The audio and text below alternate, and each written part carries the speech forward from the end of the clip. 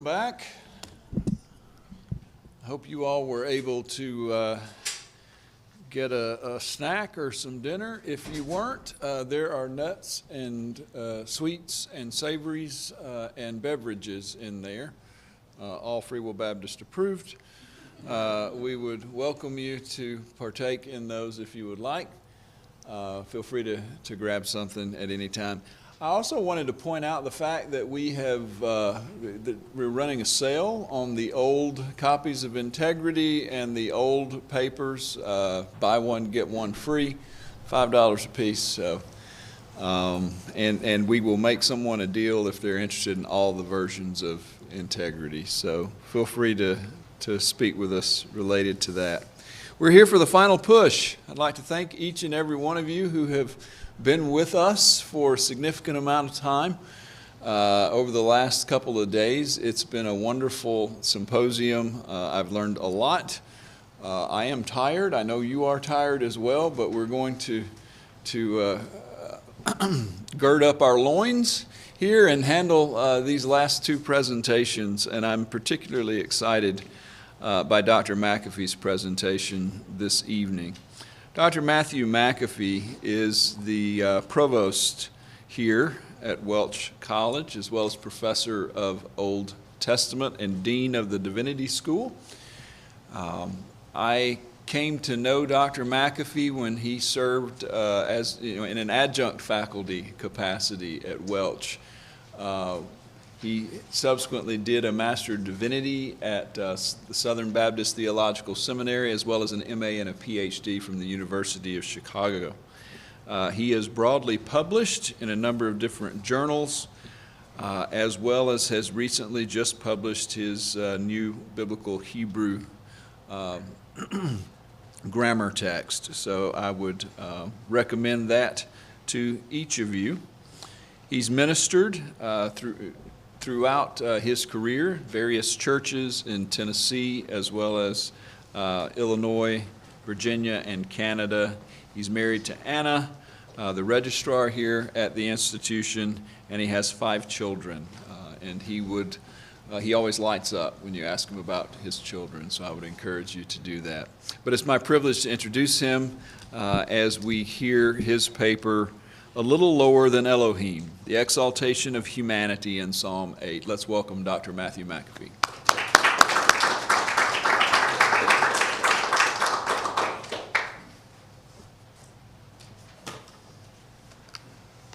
Thank you very much.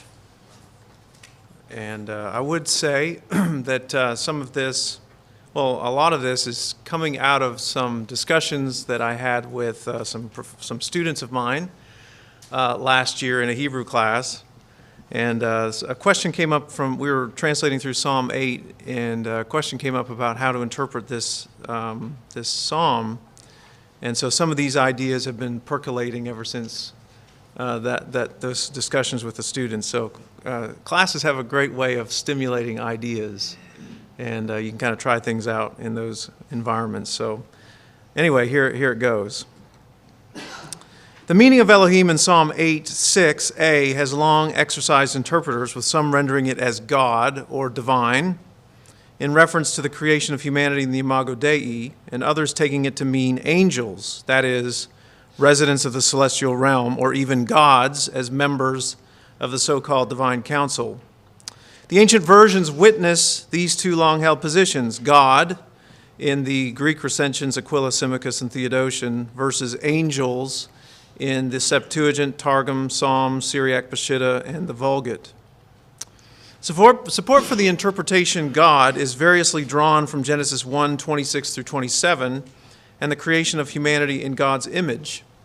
Tremper-Longman argues that the translation angels actually represents a failure of nerve, he says, and charges that the Septuagint likely rendered it this way as a means of tempering the shock of this text, that is, comparing humans to God.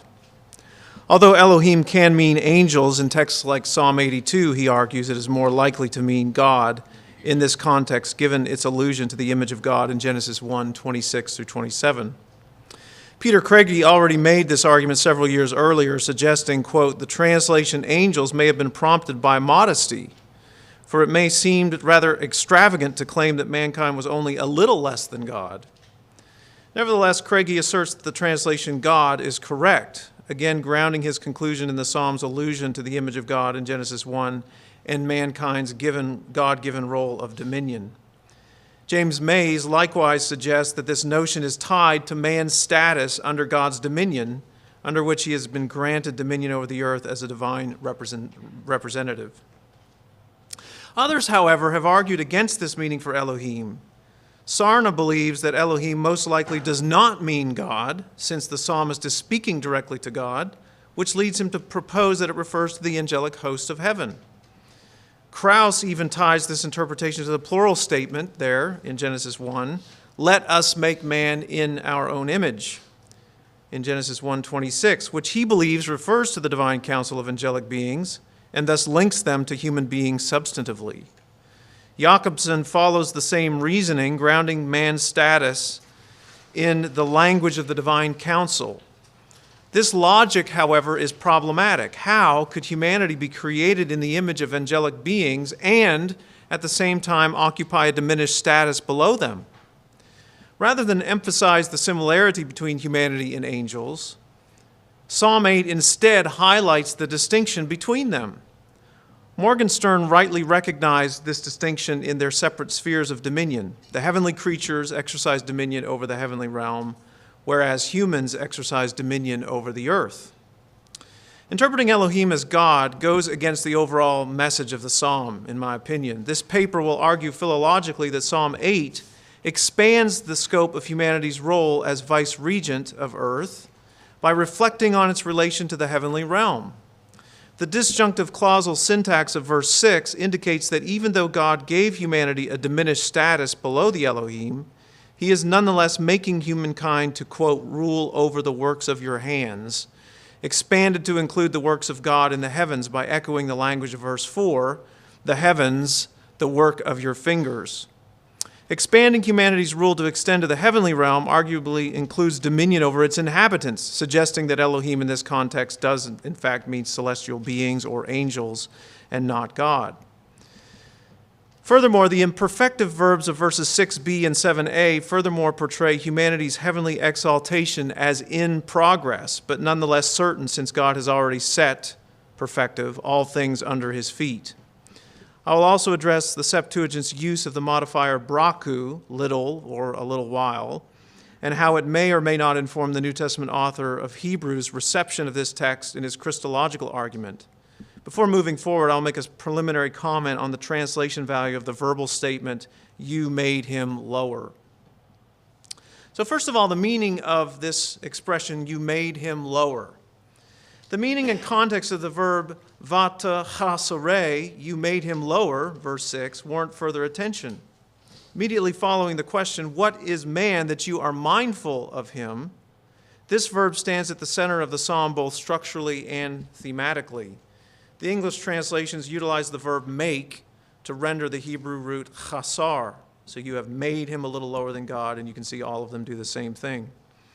It is important to remember, however, that this translation value reflects an effort to render the factative meaning of the Hebrew PL stem. It's just a grammatical form that is indicating some causation of an action. It's not actually the verbal action itself, it's the causation of that action. To make lower, to make a lower status, we might say. It may seem rather rudimentary to state the obvious. Make, in this context, does not refer to the act itself, to make, to fashion, to do or to make, or to create, other verbs that we have in the creation account for this activity. But it expresses that causation of the verbal action. The English translations might mislead readers unfamiliar with this idea into thinking that make here means create or fashion.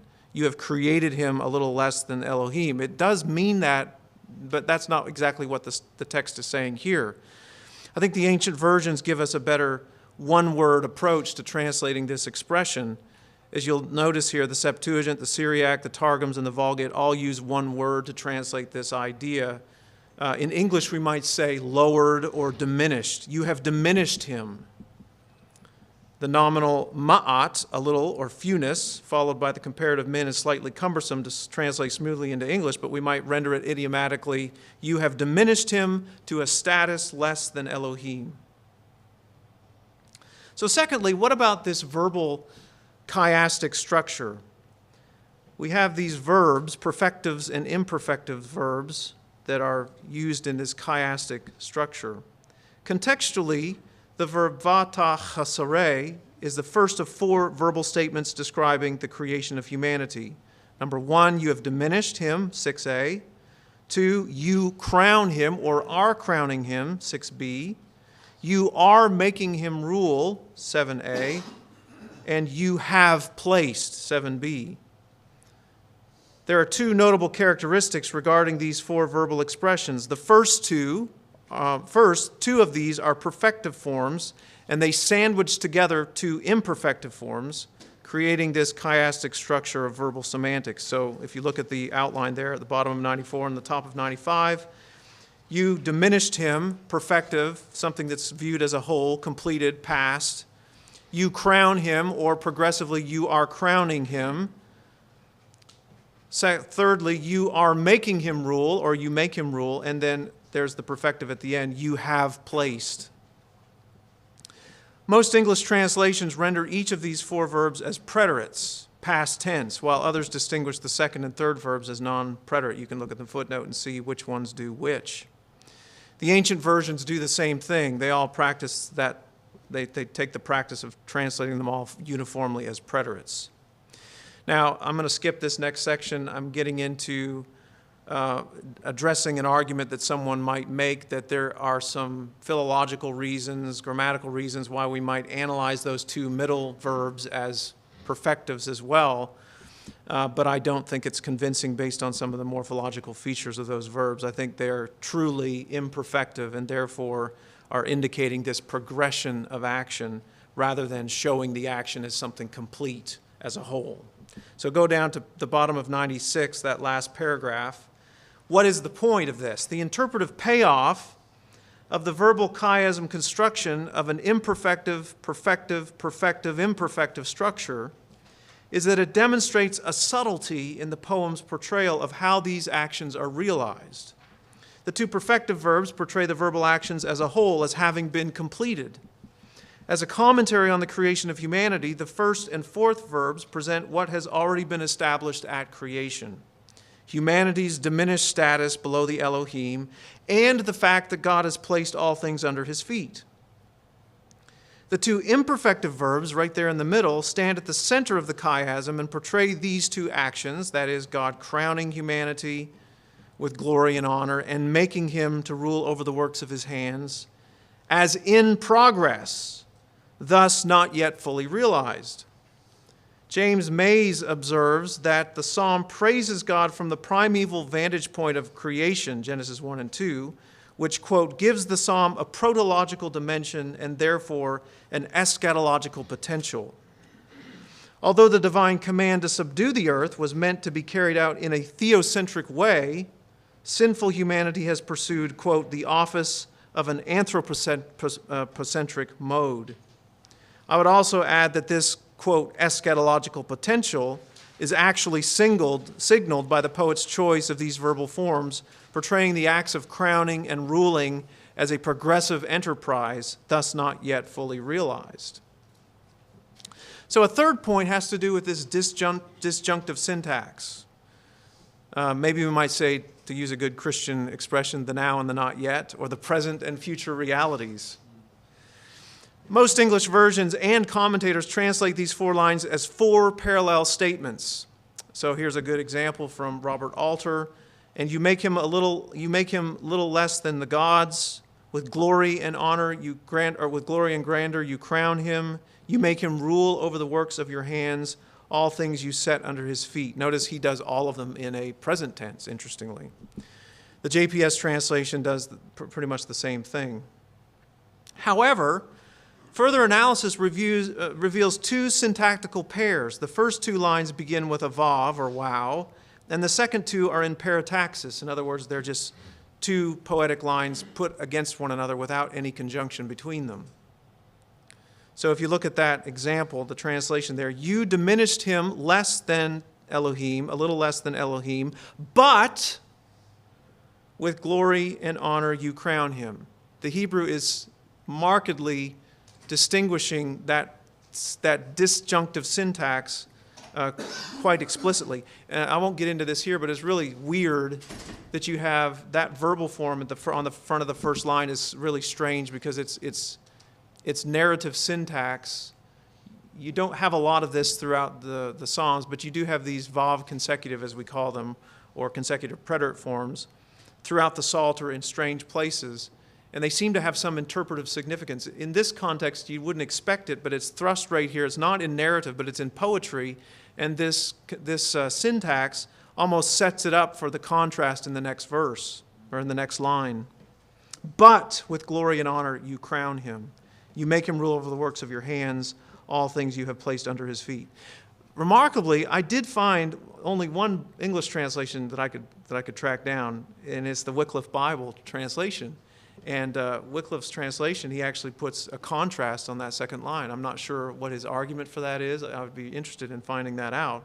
But he says, thou hast made him a little less than the angels, but thou hast crowned him with glory and honor. So he draws out a contrast there as well.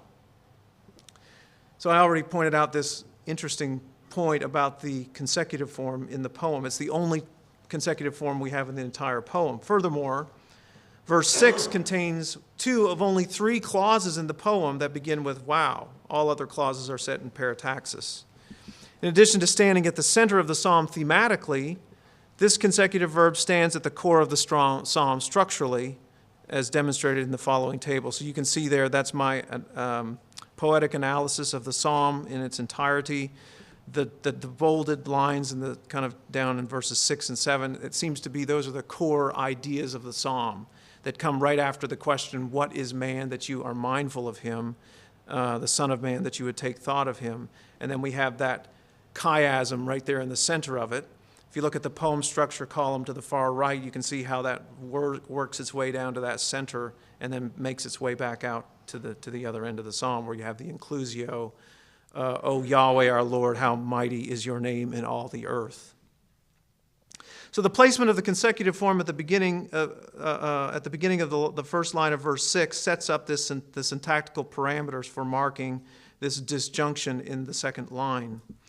So what's the point? The fundamental point being made at the center of the poem is a contrast between the original status of humankind, its diminished status below the Elohim, and its subsequent exaltation. Whenever a clause initial wow comes before a nonverbal element, as is the case here, it marks disjunction with the immediately preceding clause. In this context, the 2 fronted adverbial clauses, with glory and honor you are crowning him, signal a contrast with the statement about humanity's diminished status slightly below the Elohim as established at creation.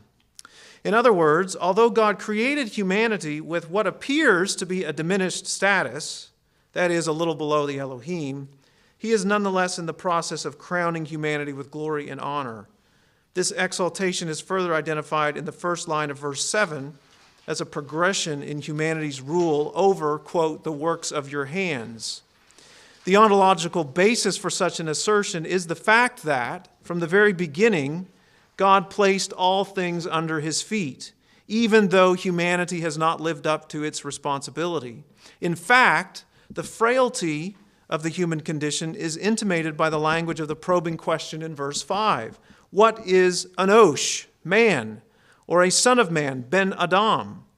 As Sarna notes, the word Anosh, comes from the root meaning weak, describes a condition of desperate sickness, emphasizing humanity or human vulnerability.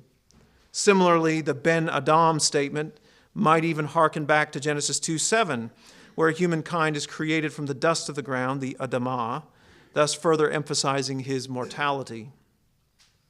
These diminished aspects of human experience are only punctuated by the fall narrated in Genesis 3. The contrast between humanity's original status, slightly below the Elohim, and the fact that God is nonetheless crowning him with glory and honor is exegetically realized in an expansion of the extent of human rule. The question introduced in verse 5, what is man that you are mindful of him, is stimulated by the psalmist's gaze into the expanse of the heavens above, which he qualifies are the works of your fingers. Verse 4a. These works are further defined to include the moon and stars that you have established. This is also echoing language from Genesis 1 when we have that, I think it's in verse 14. The psalmist reflects on the grandeur of the celestial realm that God has made, which nonetheless includes its inhabitants, namely the Elohim. Verse 7a contains a lexical link with verse 4a, combining the works of God in the heavenly realm with the works he is placing under human dominion in verse 7. So you notice there the parallels or the connections, the works of your fingers, which in that verse 4 are exclusively the heavens, but then he brings that language back into verse 7, the works of your hands, which is encompassing heavens and earth.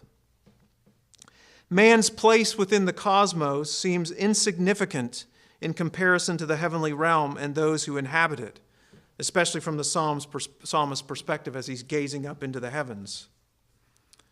However, from the divine perspective, Psalm 8 celebrates God's elevation of humanity to a place that would even have it exercising dominion over the heavens above, and not simply over the earth and the animal creatures below.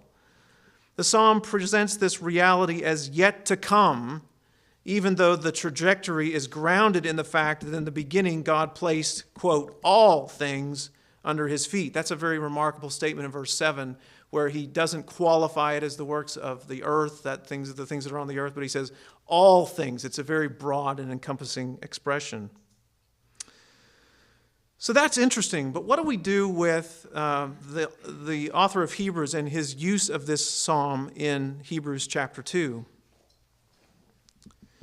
Brevard Childs once observed that the meaning of the Hebrew substantive ma'at, which we translate little, in the statement, you diminished him a little less than Elohim, in verse 6a, expresses the degree of man's diminished status. He claimed the Septuagint's translation utilizing braku, little, designated a temporal distinction for a little while. And as a result, notice this quote, made possible a new direction of interpretation that had not been available to the reader of the Hebrew text. So Childs is saying that the author of Hebrews is being innovative in his interpretation of Psalm 8, and the only way he could get to that interpretation was through the Septuagint's translation into Greek, which would not have been available to someone reading the Hebrew text. And so therefore you obviously have a problem where you have the author of Hebrews by inspiration is giving us an interpretation that doesn't fit the actual wording of the psalm itself in Hebrew. He explains further, the Hebrew had stated that man in his exalted position lacked only a little of being a God himself, whereas, quote, the Greek now opened the possibility of understanding this lack as a temporal distinction, which the writer of Hebrews seizes upon as a means of elaborating his understanding of the incarnation of Jesus Christ. The Greek adjective braku, little, actually can function either quantitatively, that is a little lower, or temporally, a little while, much like the Hebrew substantive ma'at, little or fewness. If you look at the dictionaries and the distribution of these terms, there's quite a bit of overlap. Both of them can take that quantitative meaning, and they can also take the temporal meaning, a little while. In fact, its meaning in the Septuagint, most likely, I would argue, indicates a qualitative distinction rather than a temporal one, and therefore accurately renders the Hebrew sense of verses 6 through 7. And what's interesting is if you look at the translations, a lot of the translations will translate the Greek text in Hebrews 2 as for a little while, even though it's not necessary. The translation in Hebrews 2 could just as well be as I've given it here. You have diminished him a little less than the angels. So there's an interpretive decision that translators are making when they say in Hebrews 2, you have made him for a little while less than the angels. The author of Hebrews, I would say, draws upon the surrounding context of these verses in making an exegetical argument that even though God subjugated all things under the feet of humanity, this reality is not fully realized. Notice that statement in verse 8 of Hebrews 2. Now we do not yet see all things having been subjugated to him. The author then infers from this fact, that all things are not yet subjugated to him, that man's diminished status is also temporary, that is, for a little while. And he does this exegesis later on in that verse 8. His conclusion is drawn from his exegesis of the broader context and does not seem to rely upon the Septuagint's use of the adjective braku, little. So I would strongly disagree with Childs in his caricature of the author's argument, that he's not just seizing upon something that's convenient to him in the Septuagint. He's actually doing exegesis of the entire psalm and drawing upon the broader context. The author's exegesis also introduces a subtle shift in his interpretation of the verbal tenses, restating two of the aorist indicatives in the Septuagint as perfect participles. I didn't mention this, but if you look up earlier on page 100, I think I alluded to this earlier, but all of those in the Greek version, they translate them all as preterites, as past. You diminished, you crowned him, you set over him the works of your hands, all things you subjugated under him. The author of Hebrews takes those aorists and reanalyzes them in his interpretation, in his exegesis, as perfect participles. You'll notice on the left-hand column, that's the Septuagint's text, you diminished, you crowned. And then on the other side, Hebrews 2, 9, and 8, where the author of Hebrews is exegeting what he thinks those mean and using them in his argument. Having been diminished, having been crowned, they are in this progressive participial construction.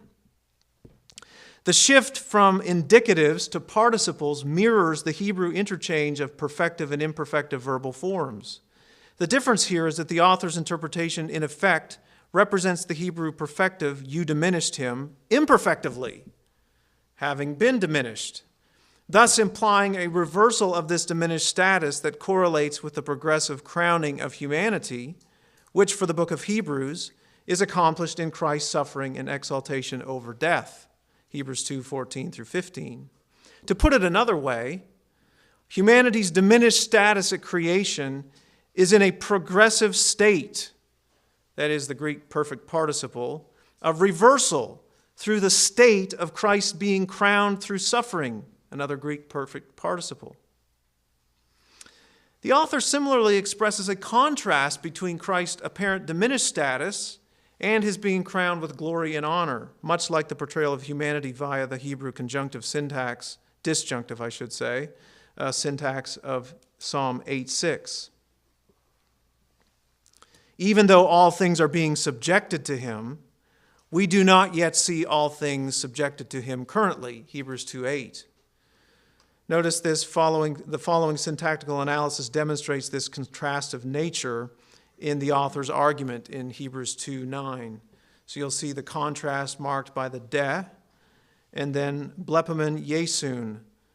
We see Jesus.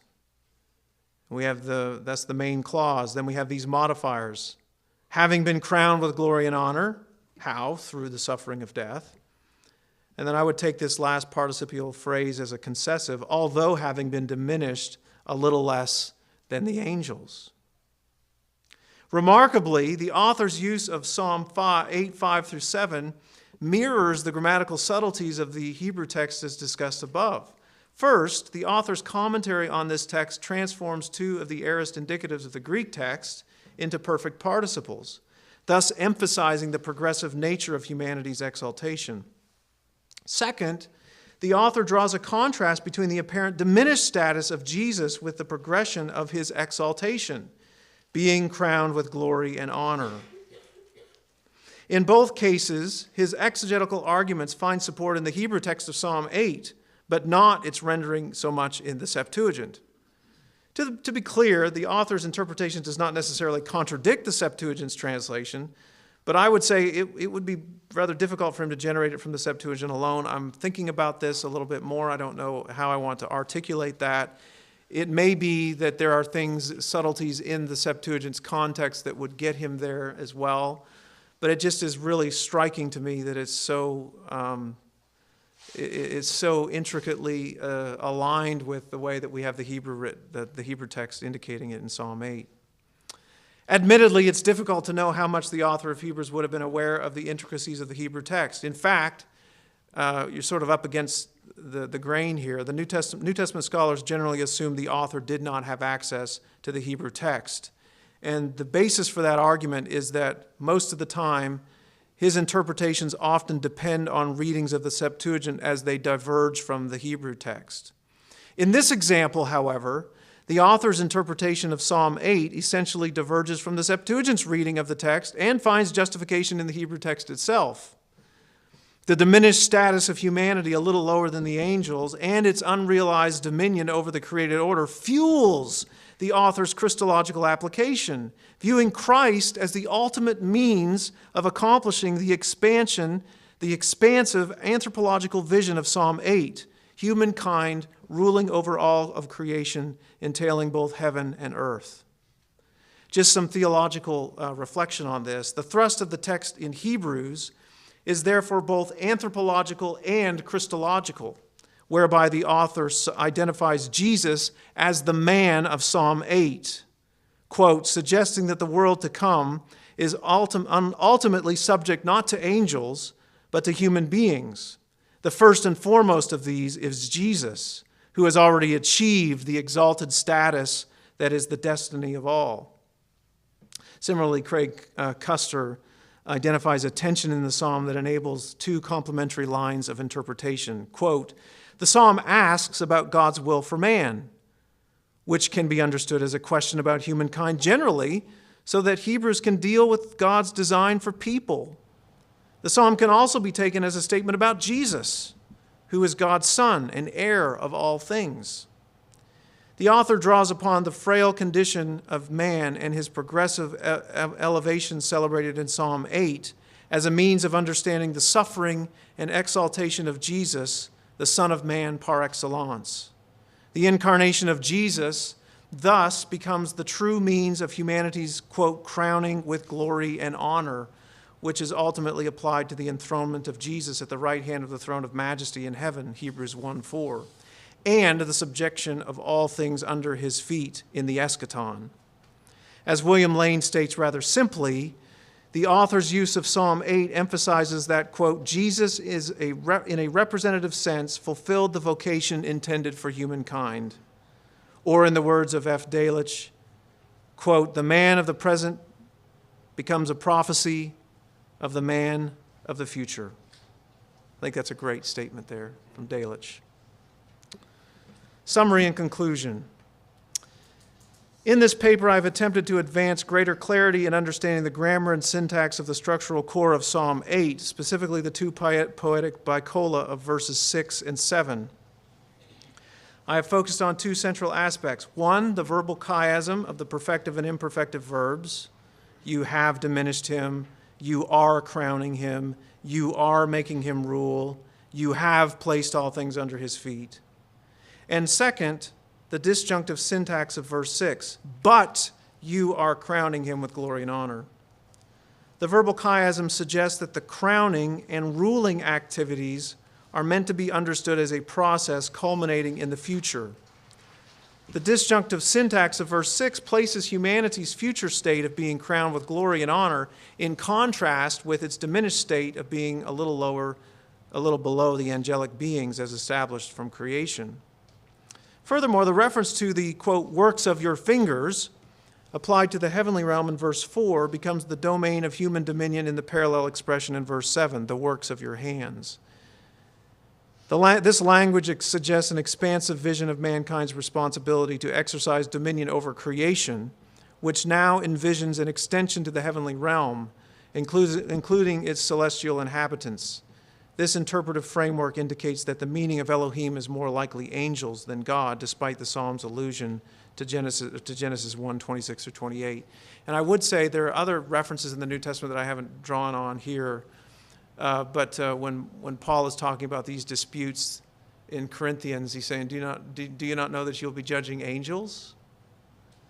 And other things like this about the rule that when Jesus talks to the disciples about their place in the kingdom. A lot of these things are of interest to this particular issue. Further reflection upon the author of Hebrews' appropriation of Psalm 8 in his Christological argument reveals striking overlap with the grammatical and syntactical nuances of the Hebrew MT against the Greek version he cites in his exhortation. A temporal interpretation of the Greek adjective braku, a little while, seems an insufficient prompting for his exegetical arguments, especially since the adjective is best taken as a qualitative statement, a little lower than, in the Septuagint's translation, thus in agreement with the meaning of the Hebrew substantive little. The Hebrew Psalm's portrayal of the progressive nature of man's exaltation dovetails with the New Testament author's stress that we do not yet see all things subjected under Jesus' feet. His use of the perfect participles to express the aorist verbs of his translation is rather unusual.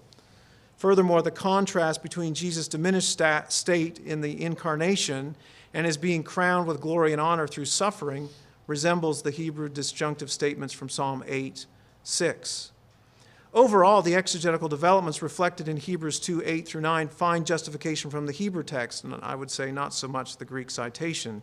At the very least, this example raises questions regarding the reigning consensus that the author of Hebrews had no access to the Hebrew of his scriptural source texts in the composition of his exhortation to Hellenized Jewish Christians. Thank you.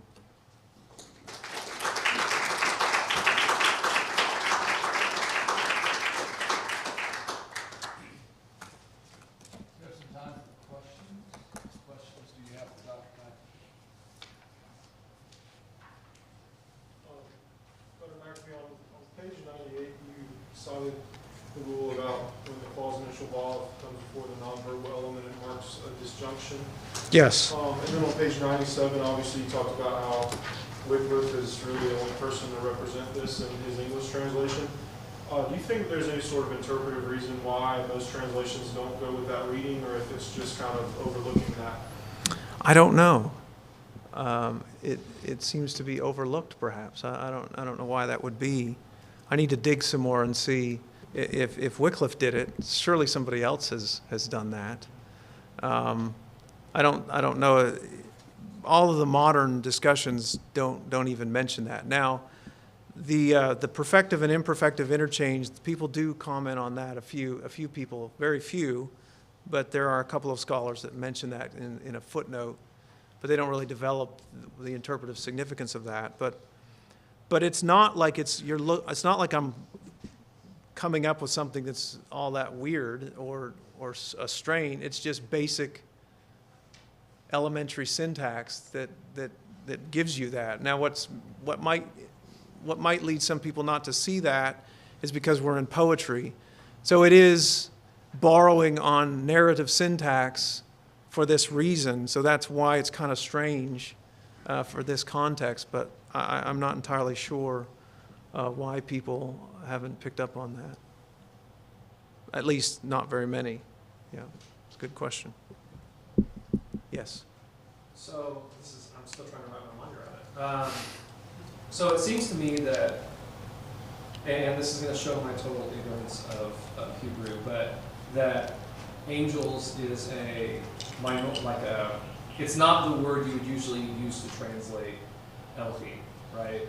The Elohim would be usually translated as God in the majority of the. Well, I mean that's the majority of times you usually, it can mean God or gods. Okay, sure. So, but there are quite a few instances, more than you would expect, where it does mean angelic beings of some kind. Yeah. So that was going to be my question. Yeah. I was wondering what, if you knew off the top of your head, some of those texts and what in the syntax or what in the immediate context justified in these other texts translating that as angel as opposed to God. Psalm 82, and Psalm 82 is probably the classic example where God takes his stand in the assembly of the Elohim. So God can't take the stand in the assembling of himself, presumably. So that's one of those examples where it seems you're pretty much forced to translate that as angelic beings, those celestial beings that are there. And you have a few other examples in the Old Testament, but then you also have a plethora of examples in comparative material where that translation, it's often the B'nai Elohim or the B'nai El, the sons of the gods. That language is also used to describe those angelic creatures. Yeah. Do you mind No. if I apologize? Oh, So, sure. playing off that, it seems to me that this passage doesn't have any of those features. It's not God among the gods or the Son, right? Because that's its own phrase, the sons of the gods, like you're talking about. But it seems that the Septuagint and the author of Hebrews are very consistent in translating this as angel as opposed to gods. And so I guess, well, And- I think you highlight some of that in Yeah. this, why they would do that, but it Yeah. almost seems idiosyncratic to me. Yeah. Well, and the Vulgate and the Syriac and the Targums. So, and all of those are from a diverse group of backgrounds. So you've got both Jewish and Christian interpreters seeing it that way. Yeah. And the minority view in the ancient versions is actually God, because you only have those 3 Greek recensions, as far as I can tell, that take that translation. So there's a pretty broad consensus among the versions, at least, that they took it to mean angels. Yeah. Yeah, no problem. Good question. Other question? Yes. I suppose a question about motives a little bit. Are you, I wonder if Michael Heiser is anywhere in the background of your mind when you go about a project like this? No, actually, that didn't really enter into my mind on this one until the very end when I started talking about why I think it should be Elohim and not God, or angels and not God. I have interacted with him elsewhere, but no, this was just sheerly a conversation that we had in Hebrew class one day about trying to wrestle with what the syntax of this verse was, and then thinking about the Hebrews context and just putting it together from there. Yeah. But it would have relevance to those discussions with Heiser. Yeah. Yes. If you addressed this, and I missed it, I'm sorry. It's There was okay. a lot of information. It's okay.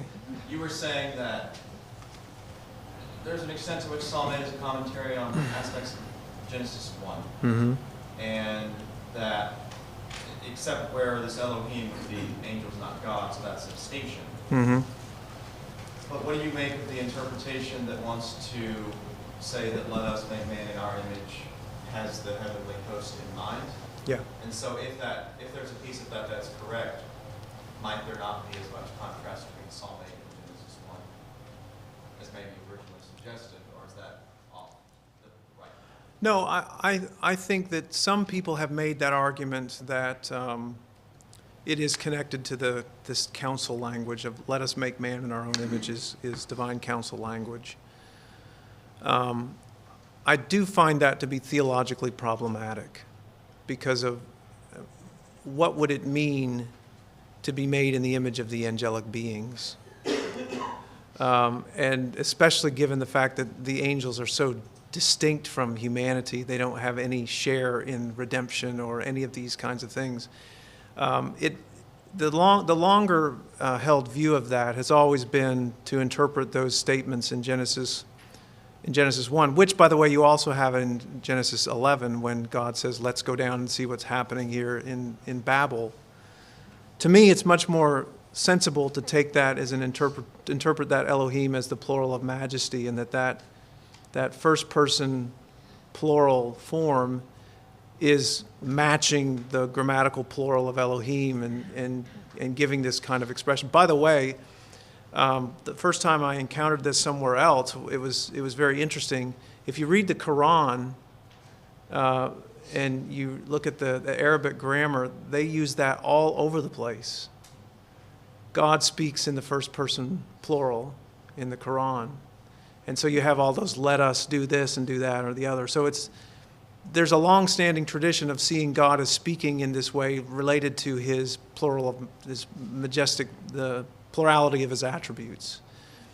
And a lot of times people will say that's the Trinity. It could be. It's probably not what the author had in mind, but it is certainly consistent with the later Trinitarian idea of God having this conversation. Let's make man in our own image. I don't think he was saying, hey, angels, come on now, let's make man in our image.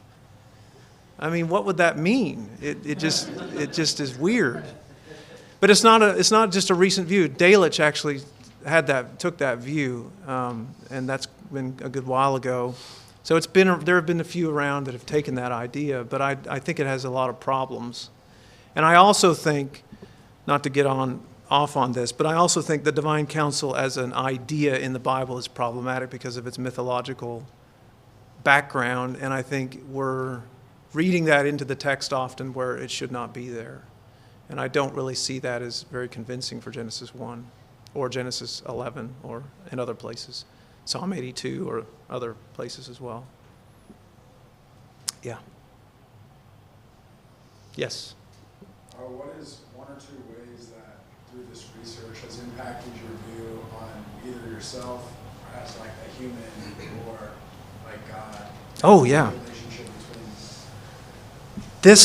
This study has been so enriching because I remember having not a real crisis, but a challenge early on in my life when I was a student, and my professors took this passage. I remember hearing from an evangelical professor of mine who said basically similar things to Tremper Longman and some of them that said that you can't really take this to mean angels, that this has to be God, that this is a reference to the Imago Dei. And I remember being bothered by that and trying to figure out, well, what do we do with Hebrews 2 and his use of this? Even if we say the Septuagint isn't translating it correctly, is there cohesion between what Psalm 8 is doing and what Hebrews 2 is doing? And so that's kind of been festering in my mind for a long time.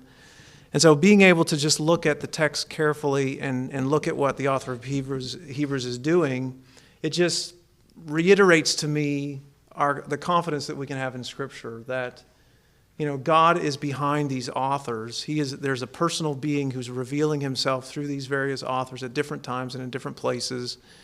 And he is speaking a cohesive message through the authors of Scripture. And this is just one example where the author of Hebrews is not just ripping off Psalm 8 with some idea of this Christological interpretation that doesn't have any connection to the text. Actually, he's exegeting the text very richly and seeing this as a pointing toward the God-man, the Christ, the true Adam, the second Adam, to use Pauline language, who reinstates what was lost and even redeems us and brings about this new creation work in the work of the cross. So I think it's a very enriching text to think about how Christ is that fulfillment of something that Psalm 8 is celebrating before folks even knew exactly what that looked like. Yeah.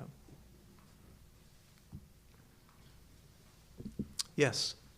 Is it too late to enroll in your Hebrew course? No. We can still sign you up. We might have a little catch-up to do this semester, but yeah. Yes? If we look at the Hebrews passages, maybe the incarnation, he's made temporarily or diminished.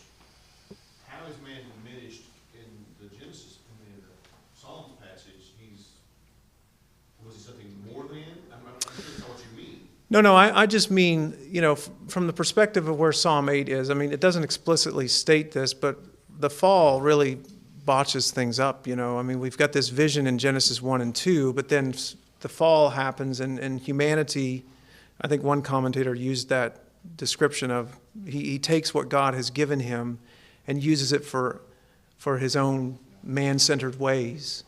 And so humanity has squandered the image of God within him and her through sin and depravity.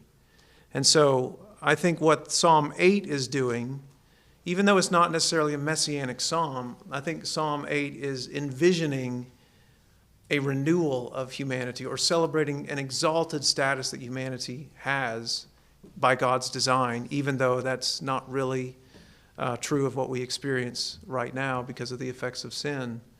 And is almost an eschatological vision of some future restoration of humanity to to a pre-fallen state. But then what this language of heavens and everything, you can't, what's interesting is you can't get to what the psalm is envisioning by human means. You can't get there by just having a renewed human being, because there seems to be something greater in the mind of the psalmist here that he's talking about, an exaltation that can only be accomplished through what the author of Hebrews picks up on, this incarnation of Christ. And it's his lowering to humanity's status that is actually the means of Christ's exaltation for the author of Hebrews. That's the means by which he is elevated to this glory and honor through his suffering and defeat of death. Yeah.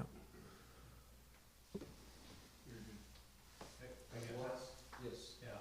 Sorry to go back to the other thing for a minute. Okay. I know you have done some work. I know you did a seminar at the convention on this whole divine counsel Yeah. notion. Mm-hmm.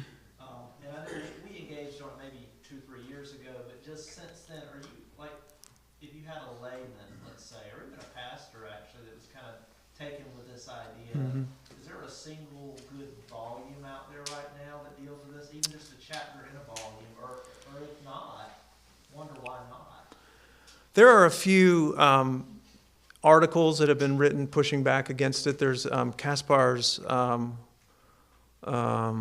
Ozelinsky up at Southern Seminary. He has written a little piece where he basically takes the same view that I take on that divine counsel language. It's just an essay. You can search his name and find it online. Kaspar's, I don't think I'm getting his last name correctly, but he's just a newly hired professor up at Southern Seminary. He was over at Tyndale House as a researcher there. He's registered the same kinds of concerns that I have.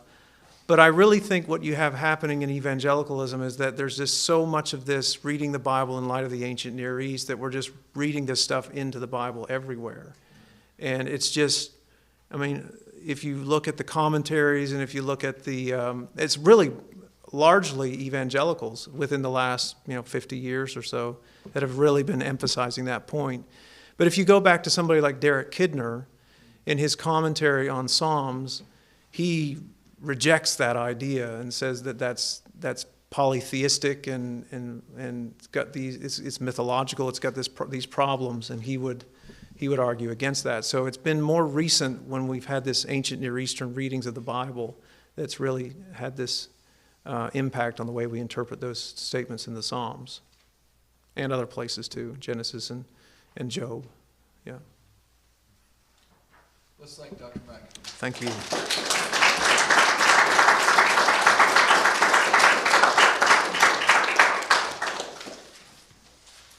Well, we're about to take a break. I know this is the first session that many of you have had an opportunity to come to, so if you haven't yet registered,